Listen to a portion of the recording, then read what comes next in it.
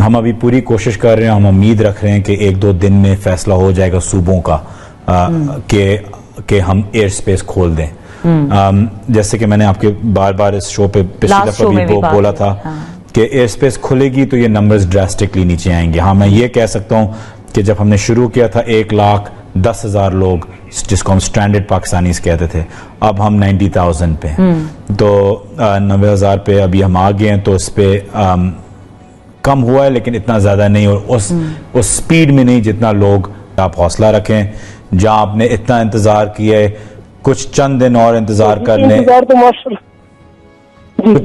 چند دن اور انتظار کر لیں. میں آپ سے وعدہ کرتا ہوں آپ کو ہم اکوموڈیٹ کریں گے. آپ کو 3 مہینے وہاں ہو گئے ہیں, آپ بے فکر ہو جائیں. ایسے میں نے بولا تھا کہ یہ نمبر صرف جن فلائٹوں کے ساتھ کم اتنے تعداد میں اتنی جلدی نہیں ہوگا, اس لیے ہم پش کر رہے ہیں اور ہم کوشش کر رہے ہیں صوبوں کو سمجھانے کے لیے کہ ٹریک اینڈ ٹریس پہ آ جائیں, اور پاکستان کی ایئر سپیس کو اگر 100% کیپیسٹی پہ نہیں تو شروع تو کریں نا, 20%, 30%. ہرڈلز کیا آ رہی ہیں, صوبے کیوں نہیں مان رہے؟ مطلب آپ کا جو نقطہ ہے وہ کیوں نہیں سمجھ پا رہے؟ آئی تھنک وہ بھی موہت یوسف صاحب بھی بڑی محنت کر رہے ہیں اس میں, وہ ہم ایکسپلین کرنے کی کوشش کر رہے ہیں. لیکن اگر ہم اس کو اسکیلیبلٹی پہ لے جائیں, مطلب تعداد بڑھا دیں, تو اس کا مطلب ہے کہ ہمیں نہ تو ہم ٹیسٹ کر سکتے ہیں اور نہ ہم کوارنٹین میں رکھ سکتے ہیں.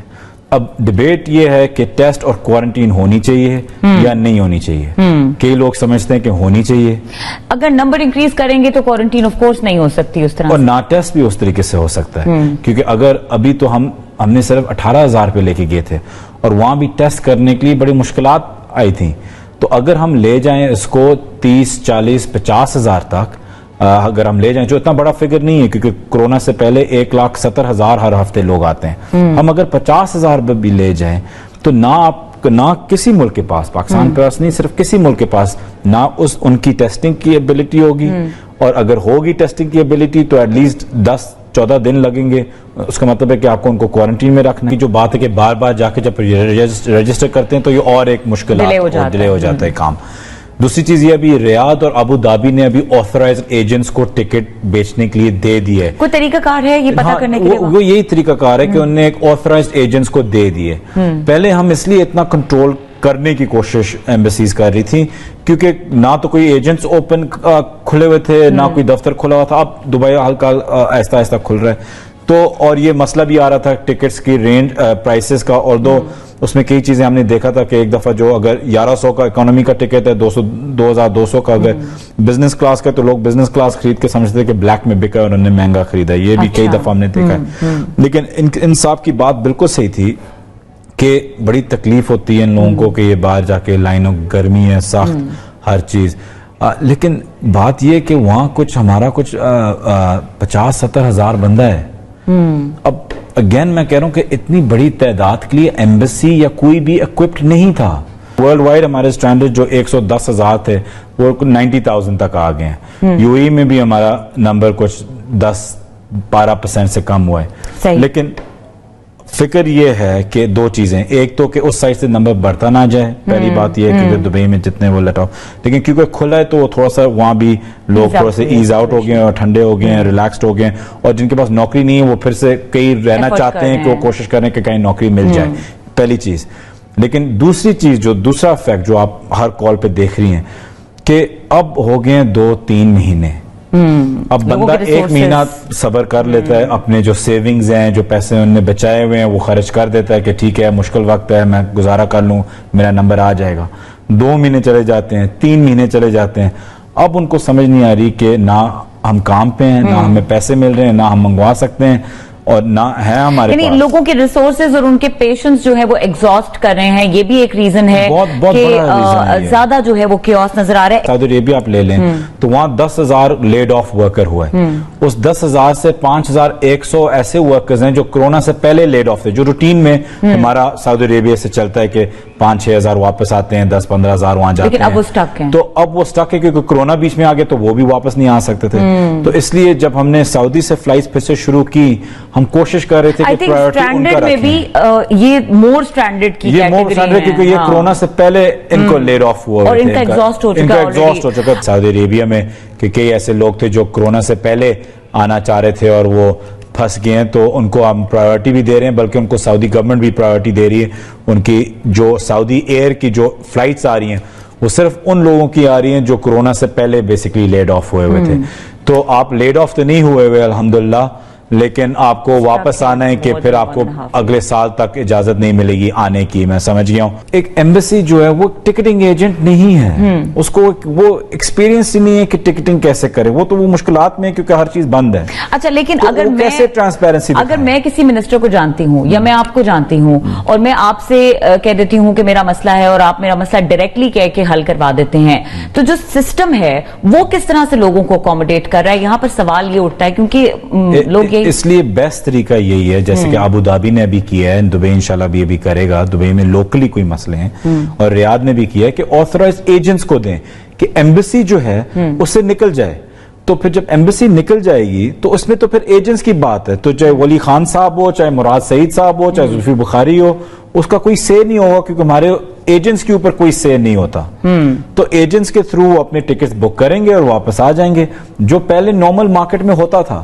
مسئلہ کیوں آ رہا ہے؟ کیونکہ گورنمنٹ نے کنٹرول لے لیا, کیونکہ اور کوئی تھا نہیں مارکیٹ میں. اگر ہم ایجنٹس کو دے دیتے ہیں, یہ لوگوں کو سمجھنے کی ضرورت ہے کہ پہلے ہم نے ایجنٹس کو دے دیا تھا, پھر ہم نے واپس ایجنٹس سے لیا. کیوں؟ کیونکہ جب ایجنٹس کو آپ پہلے دے رہے تھے تو کیونکہ آپ کے پاس اتنی کم لمیٹڈ, اس وقت بہت ہی لمیٹڈ فلائٹس تھی اور ڈیمانڈ اتنی زیادہ تھی, تو ایجنٹس کو تو کوئی نہیں روک سکتا کہ 1 لاکھ کا ٹکٹ وہ 10 لاکھ میں بھیج دیں. وہ تو کہیں گے کہ جی ڈیمانڈ سپلائی ہے. اس نے سٹیپ بائی سٹیپ کیا تھا. بے شک میں ہمارے کچھ ہیں total I think any way between 6 سے 7 ہزار اسٹوڈنٹس آپ کہہ سکتے ہیں.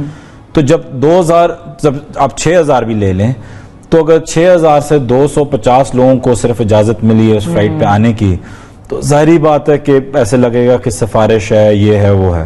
وہ فلائٹ تھی پورے اسٹوڈنٹس کی, جہاں تک مجھے پتا ہے. میں وہاں کا ایمبیسڈر نہیں ہوں, لیکن جہاں تک مجھے پتا ہے میں نے لسٹ بھی دیکھی تھی, اور ہم کوشش کر رہے ہیں کہ ہم اور فلائٹس بھی لیں, بلکہ میں دکھا بھی سکتا ہوں کہ ایمبیسڈر صاحب کا وہاں کے جو بنیادی طور پر ان کا کنسرن ہے کہ میرٹ کے اوپر ان لوگوں کو ٹکٹس ملے ہیں, تو آپ کا اس کے بارے میں کوئی آپ نے کوئی تسلی اپنی کر لی ہوئی ہے؟ دیکھیں اسٹوڈنٹس کو ملے ہیں.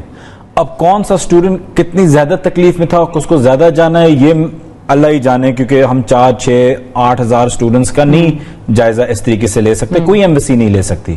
آپ صرف دیکھتے ہیں اسٹوڈنٹ ہے.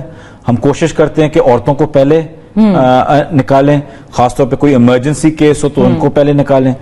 تو لیکن یہ ہو سکتا ہے ضرور کہ اسٹوڈنٹس کے اندر بھی میرٹ بھی ہے, لیکن اس میرٹ کو دیکھنا بڑا مشکل ہے. اگر کوئی پرائیویٹ بزنس مین ہو اور کوئی لوگ جو چھٹیوں پہ گئے ہوئے ہوں یا ایسے کوئی ادر دین اسٹوڈنٹس اس طریقے سے ہو اور وہ آگے ہوں اور اسٹوڈنٹس سفر کر رہے ہوں, تو اس کے لیے یہ بالکل غلط ہے. وسیم صاحب آپ کا بالکل واری وارث ہے, وزیر اعظم صاحب خود ہیں جو آپ لوگوں کے لیے ہر روز آواز اٹھاتے ہیں اور ہم کو ہر روز آرڈرز بھی دیتے ہیں, سختی سے ہمیں ڈانٹتے بھی ہیں کہ کیوں نہیں یہ جلد نمبر ختم ہو رہا. آپ کی بات بالکل صحیح ہے سر کہ ہم جب ایئر اسپیس ہماری کھولیں گے کہ سارے صرف پی آئی اے اور ابھی 1-2 ایئر لائنز ایئر عربیہ چل رہی, ساری ایئر لائنز پہ چلیں گی, تو اس میں بہت سا پریشر کم ہو جائے گا.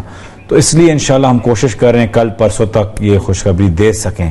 اور یہ جو ڈیبیٹ ہم کر رہے تھے یہ اسی کی بات. میں آپ کو دیکھیں ایک چیز بتاؤں, میری خود والدہ انگلینڈ میں پھنسی ہوئی ہیں اور مجھے ہر روز کال کر رہی ہیں کہ مجھے واپس پاکستان لے کے آؤ, میں 2 مہینے سے یہاں پھنسی ہوئی ہوں, مجھے واپس لے کے آؤ. اور میں ابھی تک ان کو بھی نہیں لے کے آ سکا, کیونکہ وہاں مجھے پتا تھا کہ اسٹینڈرڈ پاکستانیز ہیں. اللہ نے ان کو تو ایک گھر دیا ہے, وہ آرام سے وہاں رہ رہی ہیں, تو ان کو وہ پرائیورٹی میں بھی اس طریقے سے نہیں آتی. لیکن میں آپ کو فون دکھا سکتا ہوں کہ مجھے میرے گھر والوں کو شاید دن میں 20 کالیں آتی ہیں کہ ان کو واپس لے کے آئیں. تو یہ تکلیف ہر بندے کے اپنے یہ ہے, لیکن ہم کوشش کر رہے ہیں کہ لمیٹڈ نمبرز کے ساتھ ہم جن لوگوں کو جو حقدار ہیں اس کا کہ پہلے واپس آئیں, ہم کوشش کر رہے ہیں کہ ان کو واپس. آئی تھنک یہ تو بہت ایک بڑی اگزامپل ہے. اگر آپ یہ کہہ رہے ہیں کہ آپ کی اپنی والدہ جو ہیں آپ نے ان کو صرف اس لیے نہیں بلایا پچھلے 2 ماہ سے کہ وہ سٹینڈرڈ کی کیٹیگری میں نہیں آ رہی ہیں. جی مطلب آ رہی ہیں ایک طریقے سے, لیکن ان کا گھر ہے وہاں, میری بہن ہے وہاں, میرا گھر ہے وہاں. تو میں نے بولا تھا کہ آپ اس تکلیف میں تو نہیں ہیں, تو اس میں تو بنتا نہیں ہے. تو وہ میں خود بڑی شرم سے اگر ایمبیسڈر کو کال کروں کہ جی میری والدہ کو ऊपर आने थे। तो ये लेकिन एक पैंडेमिक है, इसमें हर बंदा तकलीफ में है, इसलिए तो ये पैंडेमिक है। अगर ये क्राइसिस सिचुएशन नहीं होती, एबनॉर्मल सर्कमस्टांसेस हैं। बिल्कुल सही कह रहे हैं। औरतों का हम कोशिश कर रहे हैं कि उनको पहले हर फ्लाइट में, स्पेशली और मुल्कों में हम कोशिश कर रहे हैं कि औरतें पहले आएँ जितना हो सके। अगेन देखें, ये यूएई के हैं, यूएई का नंबर बाकी मुल्कों से 2 नहीं तो 3 दफा ज्यादा बढ़ा है। तो जब तक, जैसे मैंने बोला कि फ्लाइट इंक्रीज नहीं होंगी, ये नंबर्स रहेंगे, ये तकलीफ रहेंगी, ये लोग होंगे, क्योंकि जो फ्लाइट पे नहीं गया वो जाहिर बात है कॉल कर रहा है